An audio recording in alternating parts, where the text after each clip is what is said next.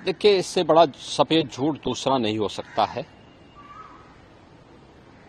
Congress, Samajwadi party और इंडी गठबंधन से जुड़े हुए जो दल हैं, इनके इतिहास के बारे में भी हर व्यक्ति जानता है। कांग्रेस का इतिहास बाबा साहब भीमराव अंबेडकर के द्वारा बनाए गए संविधान का गला घोंटने का रहा है। 1950 में देश का संविधान लागू हुआ और कांग्रेस ने लगातार अभिव्यक्ति की स्वतंत्रता को रौंदने का मामला रहा हो या उसके बाद भी लगातार ये प्रयास किए कि वह संविधान को अपने तरीके से इस्तेमाल करे। जनता का शासन जनता के लिए है, जन भावनाओं का सम्मान हो, ये कभी भी उसने प्रयास नहीं किया। और इमरजेंसी तो देश की जनता आज भी नहीं भूली है। ये भी देश के संविधान का गला घोंटने जैसा था। इसके साथ ही कांग्रेस ने यूपीए सरकार के समय जो पाप किया, तब समाजवादी पार्टी और बहुजन समाजवादी पार्टी भी उनके साथ सहयोगी थी।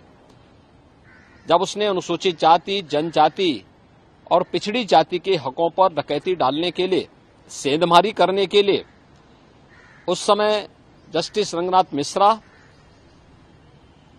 कमेटी और सच्चर कमेटी का गठन करके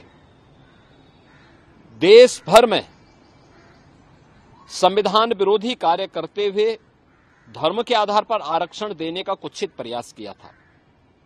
इसके लिए इन्होंने माध्यम बनाया कि 27% जो पिछड़ी जाति के लोगों को मिलने वाला आरक्षण है, उस आरक्षण में 6% पिछड़ी जाति के लोगों को हिस्सा काट करके दे दिया जाए।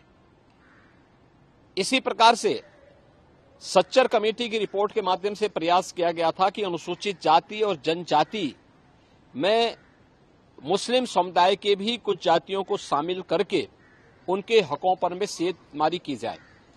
तो भारतीय जनता पार्टी थी जिसने उस समय भारी विरोध किया था और भारतीय जनता पार्टी के भारी विरोध के कारण कांग्रेस की मंशा पूरी नहीं हो पाई। कांग्रेस और इंडी गठबंधन से जुड़े हुए दलों के मंसूबे पूरे नहीं हो पाए, अन्यथा वे इस कार्य को उसी समय यूपीए गवर्नमेंट के समय कांग्रेस कर देती। कांग्रेस ने इसकी शुरुआत कर दी है कर्नाटक से। कर्नाटक में कांग्रेस ने पिछड़ी जाति के लोगों को मिलने वाले आरक्षण के लाभ में उसने सेंधमारी कर दी है। इलेक्शन कमीशन ने इसके लिए कांग्रेस नेतृत्व की कर्नाटका सरकार को तलब भी किया है।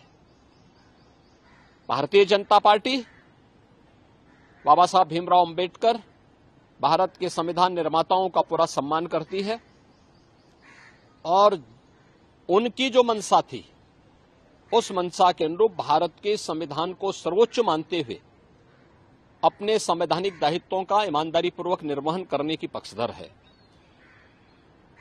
भारतीय जनता पार्टी ही एकमात्र पार्टी है जिसने बाबा साहब भीमराव अंबेडकर के मूल्यों और आदर्शों का पूरा सम्मान किया है, पंच तीर्थों का निर्माण किया है और 2025 का वर्ष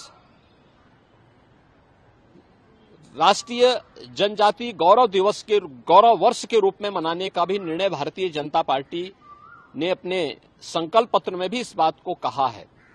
स्वाभाविक रूप से भारतीय जनता पार्टी धर्म के आधार पर किसी भी प्रकार के आरक्षण का विरोधी है, क्योंकि भारत का विभाजन धर्म के आधार पर हुआ था, मजहब के आधार पर हुआ था। भारतीय जनता पार्टी इसका विरोधी है, लेकिन अनुसूचित जाति, जनजाति और पिछड़ी जाति को मिलने वाले आरक्षण के लाभ का पूरी तरह पक्षधर है और भारतीय जनता पार्टी हमेशा इस व्यवस्था को लेकर के आगे बढ़ेगी। देखिए, कांग्रेस का नेतृत्व पूरी तरह फेल हो चुका है। आप देख रहे होंगे कि उनके लोग जब अपने स्वयं के नेतृत्व पर विश्वास न होने के कारण लगातार कांग्रेस के प्रत्याशी भी फील्ड छोड़ करके भाग रहे हैं। कहीं उनके प्रदेश अध्यक्ष इस्तीफा दे रहे हैं, कहीं पे उनके घोषित प्रत्याशी स्वयं अपनी प्रत्याशिता वापस लेकर के भारतीय जनता पार्टी के सदस्यता ग्रहण कर रहे हैं, और कहीं पर वे अपनी जानबूझ करके अपने नामांकन प्रपत्रों को अधूरा भरने का काम कर रहे हैं। ये नेतृत्व के प्रति इससे बड़ा विश्वास दूसरा नहीं हो सकता है।